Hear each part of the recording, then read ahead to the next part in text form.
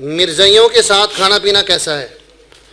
مرزائیوں کے ساتھ، مرزائی کون ہوتے ہیں اور نہیں ان کا قصور کیا ہوتا ہے یہ بتائیں؟ کہ وہ نبی علیہ الصلوۃ والسلام کو بھی نبی مانتے ہیں، لیکن مرزا غلام احمد قادیانی کو بھی نبی یا نبی جیسا کوئی مقام و مرتبہ دیتے ہیں۔ تو جو ایسے لوگ ہوتے ہیں ان کے ساتھ اگر کوئی اس لیے اٹھتا بیٹھتا ہے کہ میں نے اس کو جہنم کی آگ سے بچانا ہے، کیا کرنا ہے؟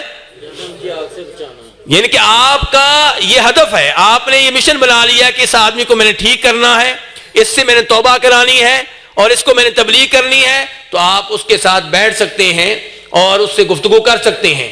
اور اگر آپ کا مقصد صرف کاروبار ہے، صرف کاروبار ہے، دنیاوی مفادات ہیں، تو قادیانی جو ہے اس سے پھر دور رہنا چاہیے۔ اس کا معاملہ پھر یہودیوں عیسائیوں سے بھی بدتر ہے کہ یہودی عیسائی جو ہے وہ تو پکا کافر ہے، سیدھا سادہ، لیکن یہ مرتد قسم کے لوگ ہوتے ہیں، تو پھر ایسے لوگوں کے ساتھ اٹھنے بیٹھنے سے گریز کرنا چاہیے۔ لیکن میں یہ نہیں کہہ رہا کہ آپ پکڑ کے قتل کرنا شروع کر دیں گے، بات ذہن میں رکھیں، یہ حکومت کے کئی کام ہوتے ہیں۔ افسوس ہوتا ہے کئی لوگ حکومت کے کام اپنے ہاتھ میں لے لیتے ہیں۔ حاجی صاحب میں آپ کو دیکھ رہا ہوں، میں آپ لوگوں کو دیکھ رہا ہوں، کئی لوگ کیا کرتے ہیں، حکومت کے کام اپنے ہاتھ میں لے لیتے ہیں۔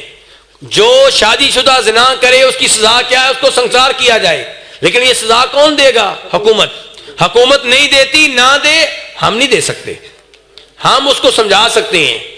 تو اس قسم کے جو لوگ ہیں ہم ان کو تبلیغ کریں گے، پیار و محبت سے سمجھائیں گے، لیکن اس کا مطلب یہ نہیں ہے کہ دلی دوست بناتے پھریں، ان سے شادیاں کریں، ان کو رشتہ دیں، رشتہ لیں، یہ کام جائز نہیں ہے۔ جی